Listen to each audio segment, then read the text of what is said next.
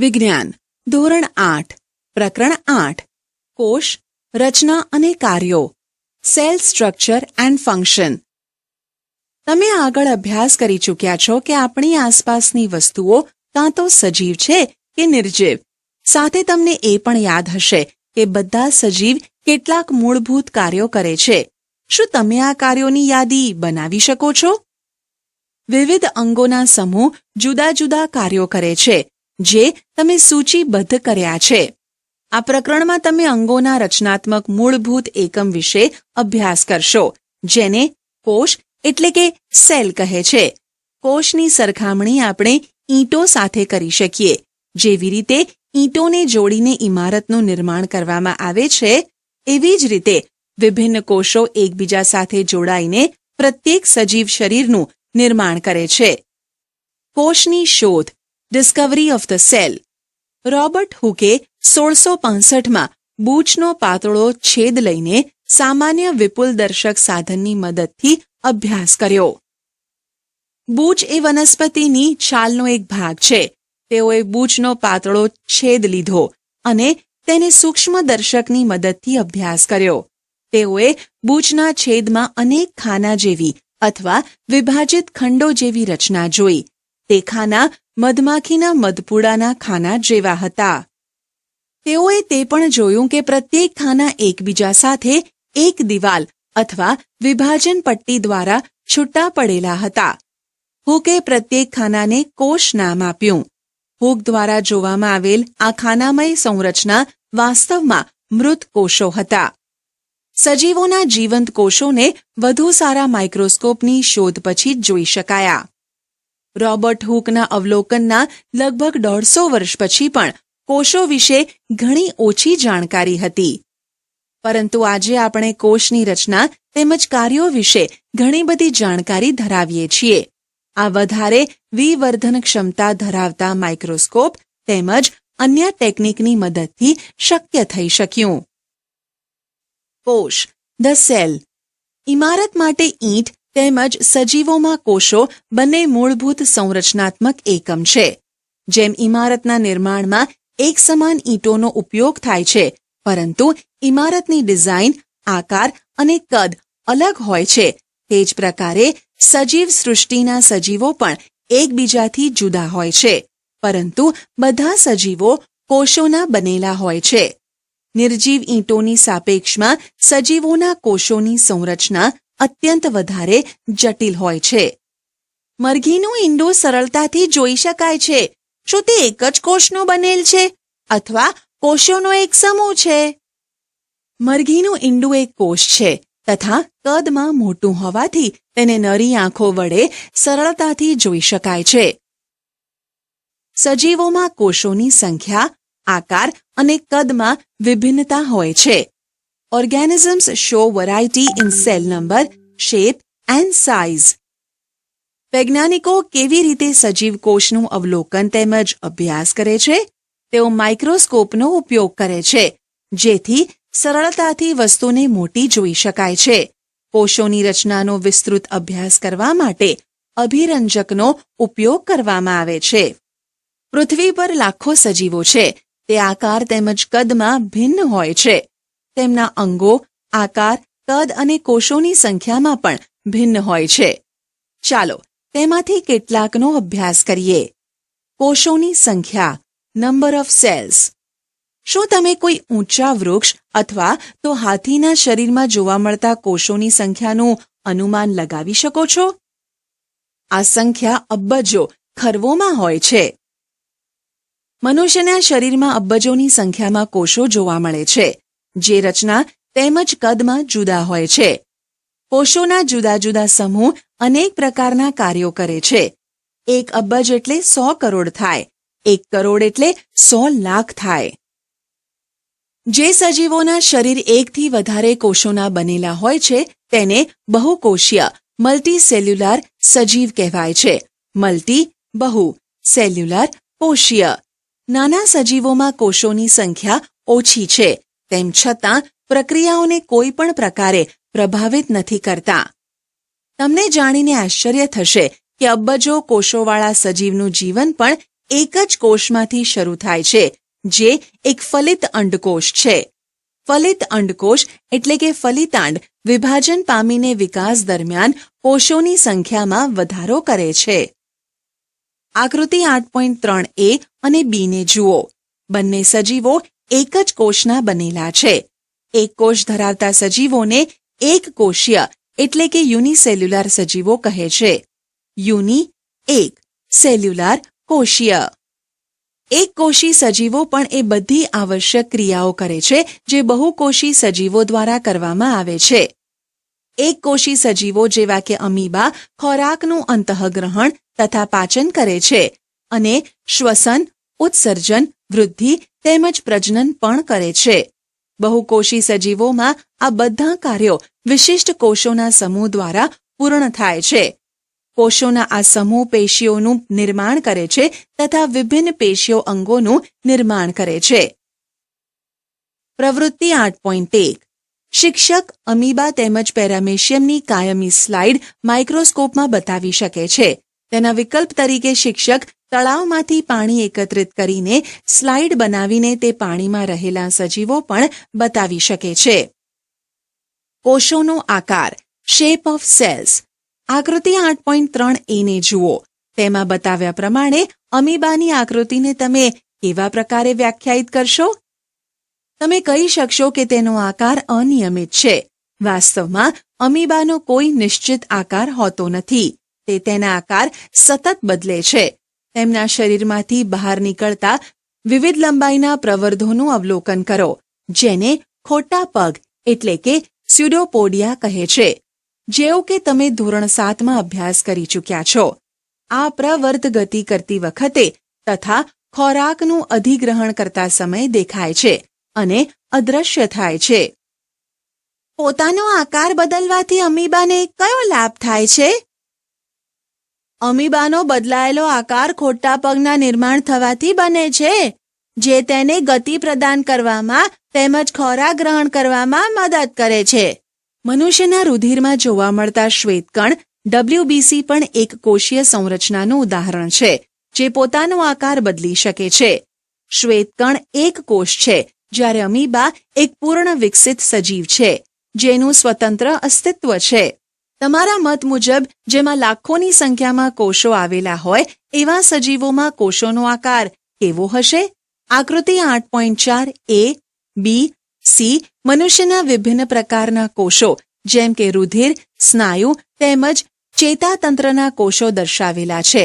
તે વિભિન્ન આકારમાં અનેક વિશિષ્ટ કાર્યો સાથે સંબંધિત છે. કોષો સામાન્ય રીતે ગોળ, ચપટા, લંબાયેલા હોય છે. કેટલાક કોષો લાંબા હોય છે, જેના બંને છેડા અણીવાળા હોય છે. તેઓનો આકાર ત્રાકાકાર હોય છે. ઘણીવાર કોષો ઘણા બધા લાંબા હોય છે. કેટલાક કોષો શાખાવાળા હોય છે, જેમ કે ચેતાકોષ. ચેતાકોષો સંદેશો પ્રાપ્ત કરી તેનું વહન કરે છે, જેના દ્વારા આ શરીરમાં સંકલન તેમજ સહનિયમનનું કાર્ય કરે છે. શું તમે અનુમાન લગાવી શકો છો કે કોષનો કયો ભાગ તેને આકાર પ્રદાન કરે છે?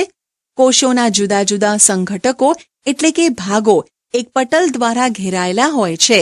આ પટલ વનસ્પતિ તેમજ પ્રાણીઓના કોષોને આકાર પ્રદાન કરે છે.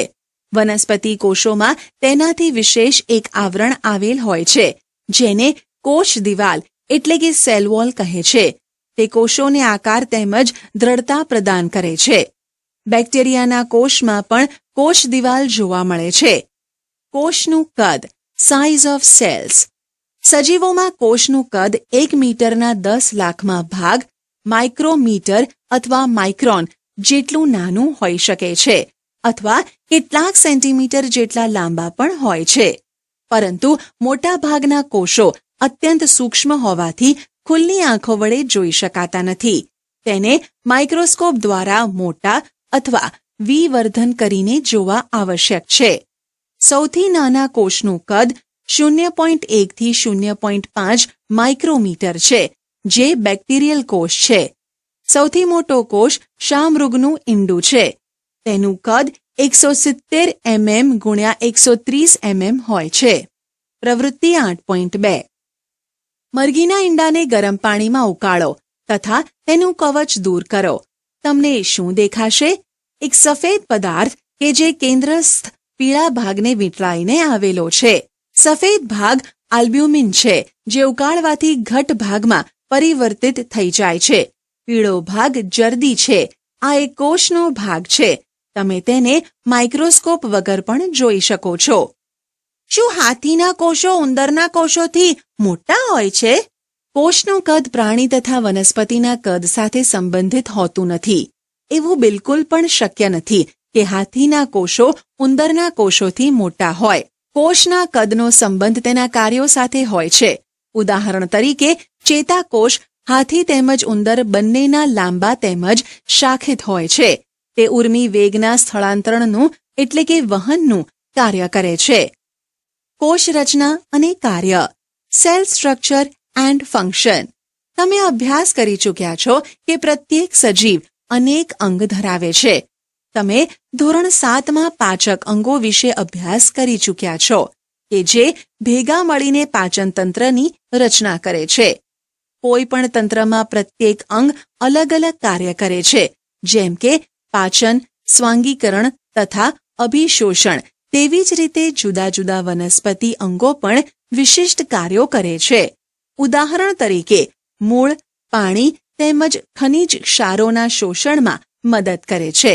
તમે ધોરણ 7માં અભ્યાસ કર્યો કે પર્ણો ખોરાક સંશ્લેષણ માટે જવાબદાર છે. દરેક અંગ એક નાના ભાગ દ્વારા નિર્માણ પામે છે, જેને પેશી કહે છે. નિશ્ચિત કાર્યો કરતા કોષોના સમૂહને પેશી એટલે કે ટિશ્યુઝ કહે છે. પહેલીને સમજાયું કે એક અંગ પેશીઓનું બનેલું છે, જે ખરેખર કોષથી બનેલી હોય છે. જીવંત સંરચનામાં કોષ એ મૂળભૂત માળખાકીય એકમ છે. કોષના ભાગો, પાર્ટ્સ ઓફ સેલ. કોષરસ પટલ, સેલ મેમ્બ્રેન. કોષના મૂળભૂત ઘટકો તરીકે કોષરસ પટલ, કોષરસ અને કોષકેન્દ્ર છે. કોષરસ તેમજ કોષકેન્દ્ર કોષરસ પટલ દ્વારા ઘેરાયેલા હોય છે. કોષરસ પટલ એક કોષને બીજા કોષ તથા ઘેરાયેલ દ્રવ્યોથી અલગ કરે છે. કોષરસ પટલને જીવરસ પટલ પણ કહે છે. કોષરસ પટલ છિદ્રાળુ હોય છે તથા વિભિન્ન પદાર્થોની કોષમાં અવરજવર માટેનું નિયમન કરે છે. પ્રવૃત્તિ 8.3. કોઈ પણ કોષના મૂળ ઘટકને અવલોકન કરવા માટે એક ડુંગળી લો. ઉપરના સુકાયેલા ગુલાબી ફોતરાને દૂર કરો.